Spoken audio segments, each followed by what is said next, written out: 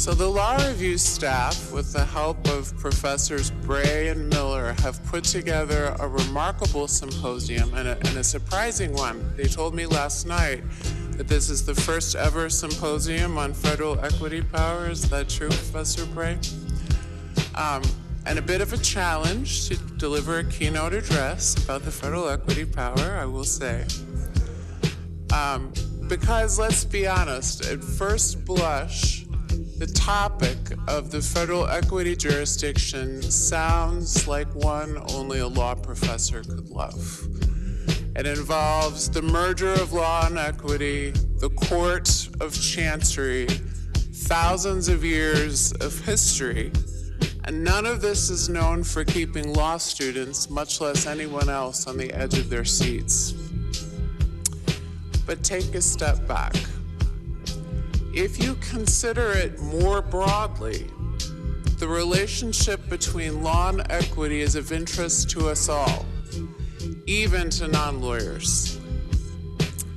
At root, it's about the tension between the demands of the law, which constrains, and the demands of fairness, which is flexible. That tension permeates almost every area of our law. And it's particularly acute in the context of the federal courts, which are courts of limited jurisdiction. For the non-lawyers in the room, that means they have limited authority to act. Here's an anecdote to illustrate my point. So last summer, I spent an afternoon with a beloved aunt. She and I see things, many, many things differently, but we're very, very close. And she's not a lawyer, but she started following the Supreme Court closely after I joined it. And one of the things she said to me that day is that she was disappointed in our decisions. Because she said, these decisions from the court are driven by legalities, but I thought the court was supposed to be about dispensing justice. And instead, you guys are just caught up in all of this law. I get the sentiment.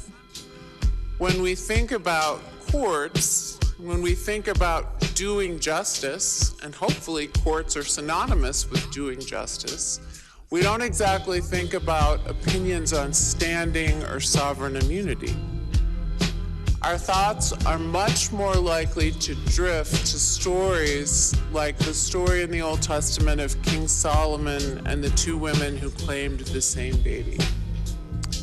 In a brilliant, if high-risk strategy, Solomon decides that, and correctly judges, that if he says that he will divide the baby in half, the woman who is the true mother will step back rather than see the baby die. And fortunately for the baby, Solomon was right. Because he managed to crack the case, the Old Testament memorializes this as one of the examples of Solomon's great wisdom. But note that Solomon's wisdom is something that came from within him. He did not consult principles of tort law, and there was plainly no limit on his remedial authority. And it's this wellspring of inner wisdom that renders Solomon one of the great lawgivers of history who appears on one of the friezes in the Supreme Court's courtroom. Deep down, anyone mired in a legal dispute or any kind of dispute desires that it be resolved according to principles of fairness. To have a judge who pierces the niceties of the law to do what's equitable. That's the sentiment that my aunt was expressing. But of course, the federal courts are not staffed with armies of Solomons. And those who framed and ratified our Constitution in their collective wisdom deliberately checked the authority of federal judges to be free-willing dispensers of justice. So consider what James Madison said in Federalist 51. If men were angels, no government would be necessary. And if angels were to govern men, neither external nor internal controls on government would be necessary.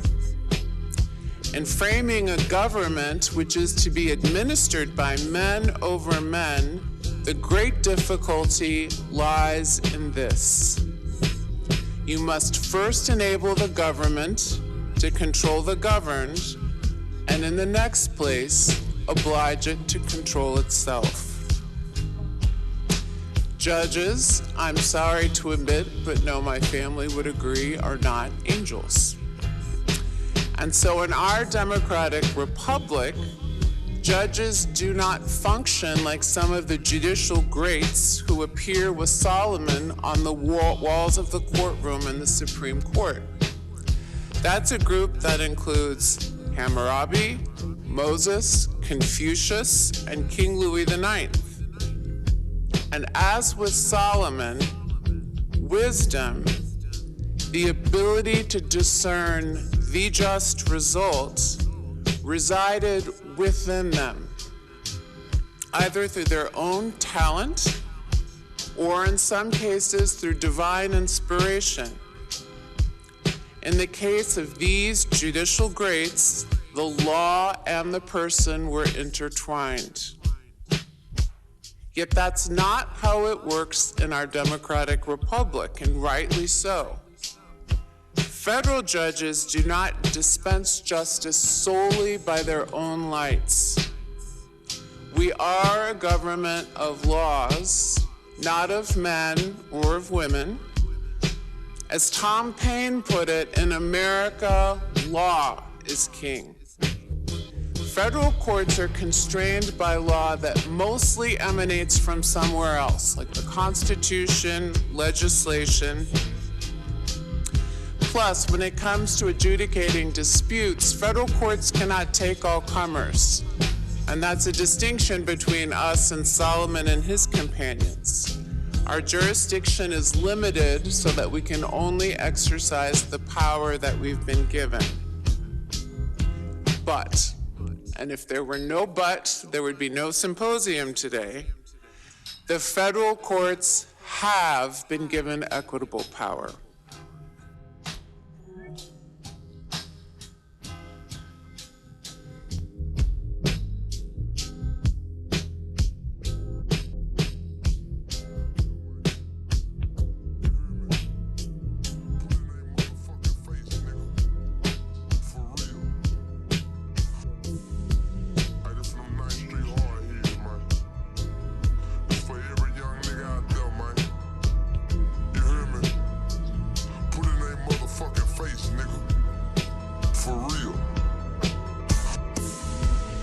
From them 9th Street hard heads, man. It's for every young nigga out there, man. You hear me? Put it in their motherfucking face, nigga. For real.